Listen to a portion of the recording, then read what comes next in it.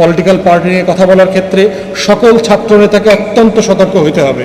কোনো ফাইজলামি করবার সুযোগ কিন্তু নাই। কারণ তোমরা কে কয়জন মারামারি করছো, কোন তারিখ থেকে কোন তারিখ মারামারি করছো, তোমরা কয়জন আহত হয়েছো আর কয়জন নিহত হয়েছো, সব কিছুর গল্প আমরা জানি। একক কোনো ভিত্তির উপরে আন্দোলন হয় নাই, এটা যেন সবার মনে থাকে। এই আন্দোলনটা সারা বাংলাদেশ মিলে আন্দোলন করেছে। 3 সপ্তাহে 3.5 জন এসে আন্দোলন করে নাই। মেসি হঠাৎ করে গোল দিলে গোল হয় না, 11 জন খেলে মেসি বানাইতে হয়।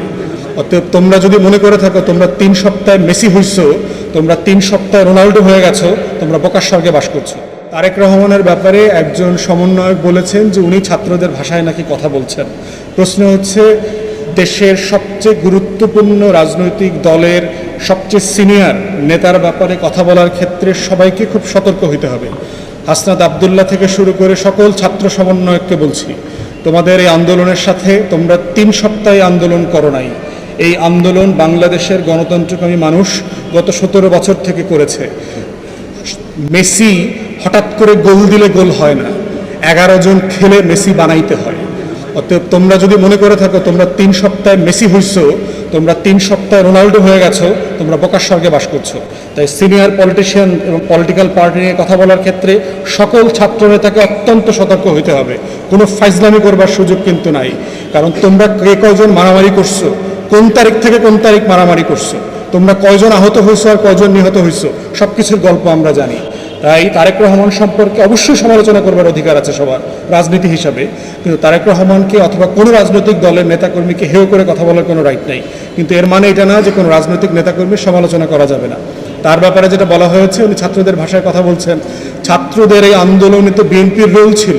বিএনপির মহাসচিব বলেছেন যে এই জুলাই আগস্টের গণহত্যায় বিএনপির 200-র উপর নেতাকর্মী মারা গেছে। তো ছাত্রদের ভাষায় কথা বলা মানে এটা কী ধরনের কথা? তত আমরা মনে করি যে কথা বলার ক্ষেত্রে সতর্ক হইতে হবে। কোনো রাজনৈতিক নেতাকে ছোট করা যাবে না, কারোর ত্যাগকে ছোট করা যাবে না।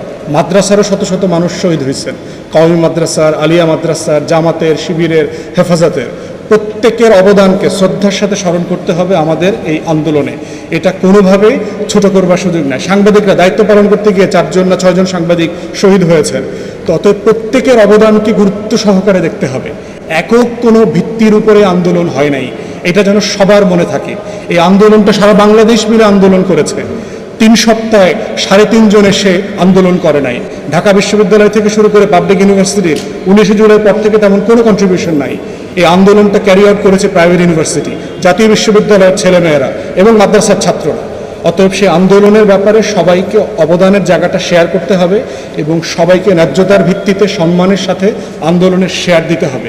আমরা মনে করি এর বাইরের অন্য কোনো আলোচনাটা আমাদের সবার জন্য সুখকর হবে না। আমাদের মাথায় রাখতে হবে যে আমাদের সবার একটা কমন শত্রু আছে, সেটা হচ্ছে আওয়ামী ফ্যাসিবাদ। তারা চলে যায় নাই। হাসিনার একটা রিসেন্ট ভিডিও আসছে, গতকালকে সম্ভবত আপনারা দেখেছেন, যে হাসিনা এখনও কিভাবে প্রশাসনে তার যত অনুগত লোক আছে এবং তার রাজনৈতিক নেতাকর্মী আছে তাদেরকে সে ইনস্টিগেট করছে, তাদেরকে সে খেপিয়ে তোলার চেষ্টা করছে, কিভাবে অর্গানাইজ করা যায়, এই সরকারকে ব্যর্থ করা যায় সেটা যেন চেষ্টা করছে। তাই আমরা যারা আন্দোলনে ছিলাম, আমাদের ভ্রাতৃত্বের সম্পর্কটা যেন নিজেদের মধ্যে বজায় থাকে, এটা খুব জরুরি। আমাদের যে কমন শত্রু আছে, এই শত্রুকে সবাই মিলে ফাইট করতে হবে।